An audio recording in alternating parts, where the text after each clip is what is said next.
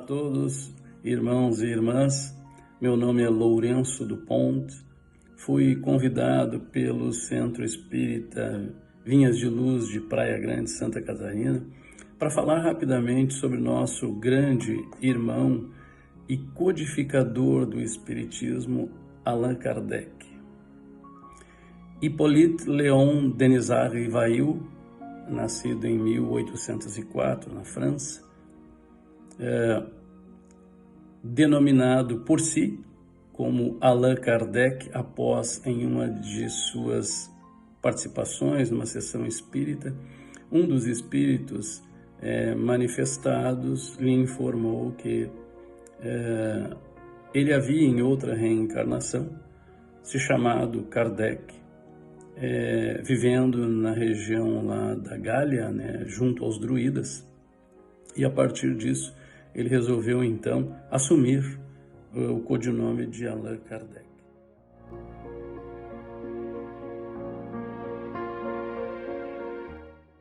Ele era um senhor muito cético e era daquelas pessoas que não acreditavam em qualquer coisa. Mas, por volta de 1854, ele foi atraído pelo assunto das mesas girantes. Eram espetáculos promovidos em teatros, onde as mesas mesmo, mesas de 4 pés, elas não só giravam, mas elas também acabavam por bater os pés no palco. Aquilo chamou a mente fenômenos oriundos de magnetismo. Então, na verdade, estávamos falando de truques. E aí ele começou a observar que as mesas, elas também respondiam a estímulos e perguntas. Então, elas batiam 1, 2 vezes no chão, respondendo a determinados questionamentos. Isso chamou muito a atenção de Kardec, que passou a estudar o fenômeno. Ao mesmo tempo que ele passou a estudar o fenômeno, ele começou a ser convidado para participar de alguns encontros. Esses encontros, na verdade, eram sessões mediúnicas praticadas nos bastidores, em casas de famílias, por pessoas que já demonstravam certo contato com o plano superior, com o outro plano. E aí ele começou a frequentar essas reuniões espíritas, estudando melhor todos os acontecimentos.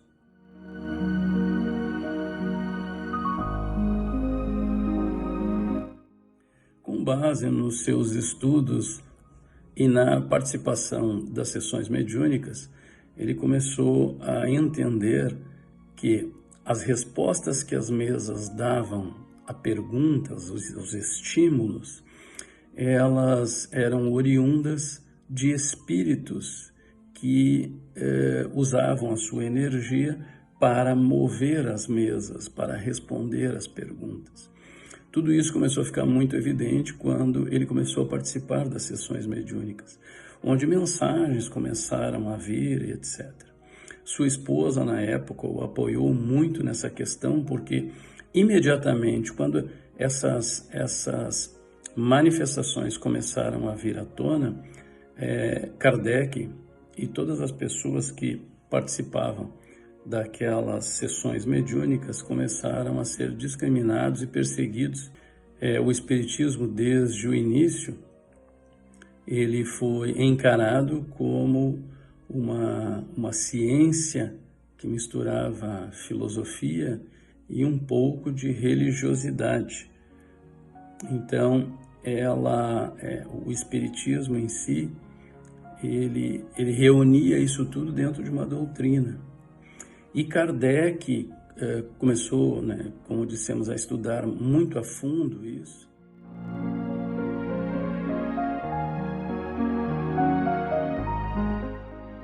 E cabe salientar que em meados de 1857, Kardec ele praticamente elaborou As Perguntas Constantes no Livro dos Espíritos. E este livro, ele foi editado em 1857 e foi para a doutrina um grande marco, que trouxe, né, perguntas e respostas. Kardec, durante aproximados 20 meses, trabalhou nas perguntas que foram respondidas, na grande maioria, durante as sessões mediúnicas por 3 jovens, Julie e Carolina Baldwin e Ruth Jeffett. As 3, praticamente, foram as que, através dos espíritos, responderam a estas perguntas, que estão todas registradas por Allan Kardec no Livro dos Espíritos. Então, Kardec não é só o codificador da doutrina, ele teve essa importante participação, né, vamos dizer assim, de um gênio, de elaborar perguntas que até hoje são extremamente válidas, e essas perguntas elas abrangem todo o universo existencial do ser humano e as questões que envolvem o plano superior e o plano terreno. Então, muitos vivas ao Kardec, porque não só foi o codificador, mas também foi o grande precursor da identificação de uma série de itens, de dúvidas que o ser humano tinha com relação ao plano espiritual.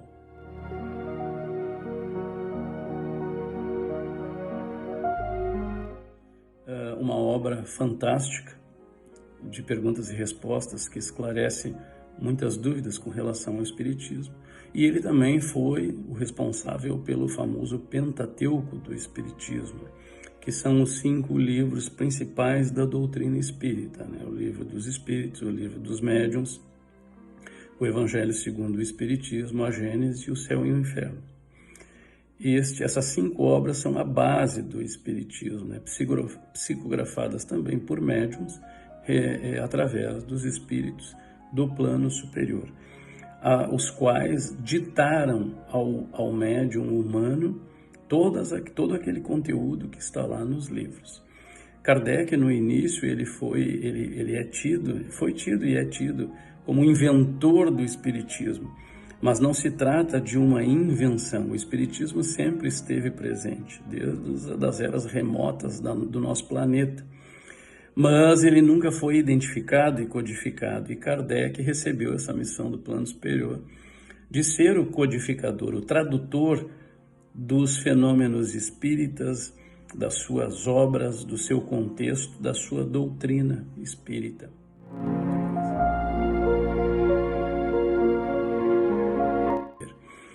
Devemos muito, né, temos muito aí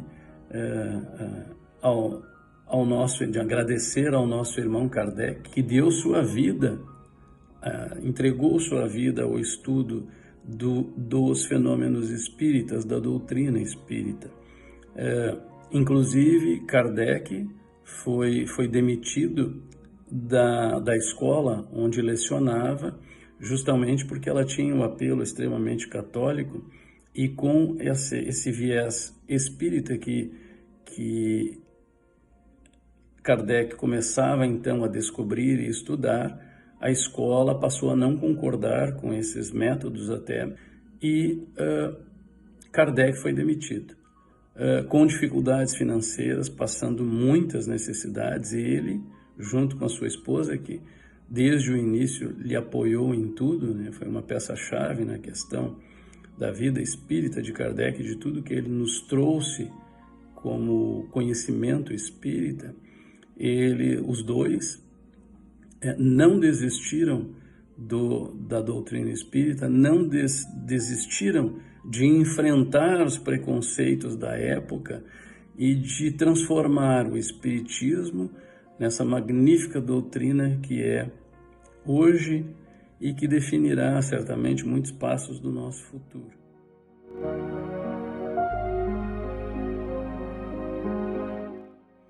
Allan Kardec é tido como o pai do Espiritismo, mas na verdade, como dissemos, ele foi apenas aquele ser humano que, escolhido, aceitou o desafio e traduziu aquilo, né, trouxe a nós aquilo que os Espíritos então queriam que fosse do nosso conhecimento. Hoje devemos ter, basicamente no Brasil, em torno de 3 milhões e 500 mil, número aproximado, de acordo com os censos realizados, de espíritas no Brasil. Já na época de Kardec, quando ele faleceu em 1869, ele já teria em torno de 8 milhões de adeptos espalhados por vários países, porque quando Kardec começou a estudar os fenômenos espíritas, outras pessoas de outros países, apesar da dificuldade de comunicação na época, passaram também a fazer contato com Kardec e seus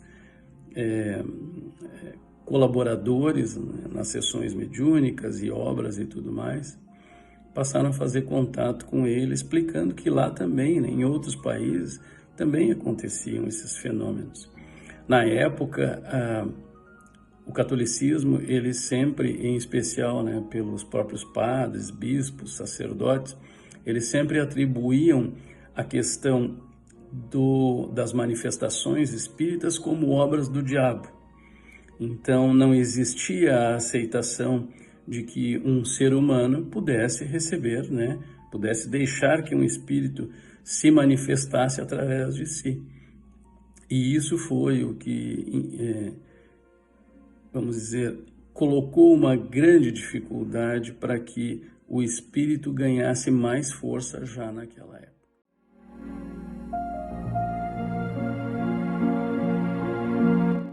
Mas Kardec cumpriu sua missão com louvor de ter sido vamos dizer assim, o codificador, né, da doutrina, aquele que teve a coragem e teve a capacidade, a humildade, a aceitação, a entrega para que os espíritos pudessem expressar através dele as suas mensagens para a nossa humanidade. E que hoje trazem extremas benefícios ao nosso cotidiano, ao nosso planeta. O Espiritismo, ele é a doutrina que prega o amor e a caridade. Não existe enriquecimento financeiro através do Espiritismo, não existe dízimo através do Espiritismo, não existem cobranças financeiras através do Espiritismo, porque o Espiritismo, ele é somente caridade.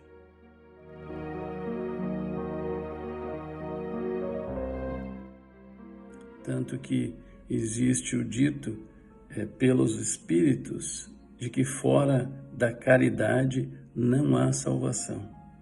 E realmente, a caridade, em especial no planeta Terra, ela é a mola mestra da igualdade entre os seres humanos enquanto encarnados.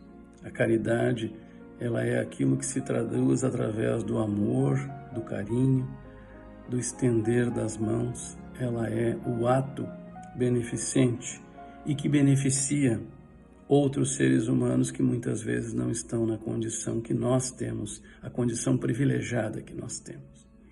E o Espiritismo, através de Kardec, ele nos ensina que nós temos que agradecer todos os dias, porque estarmos vivos já é uma dádiva.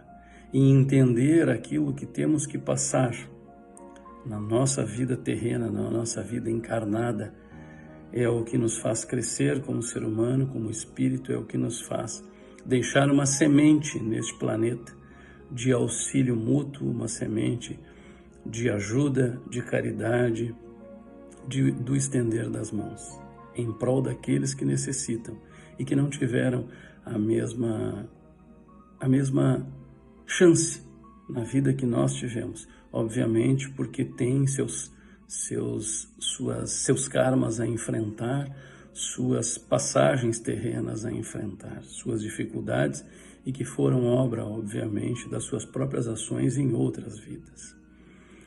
Então, agradecemos imensamente a este grande irmão chamado Allan Kardec, que foi, além de um ser humano fantástico, um espírita na sua mais pura forma de expressão, que trouxe a nós a luz da doutrina espírita.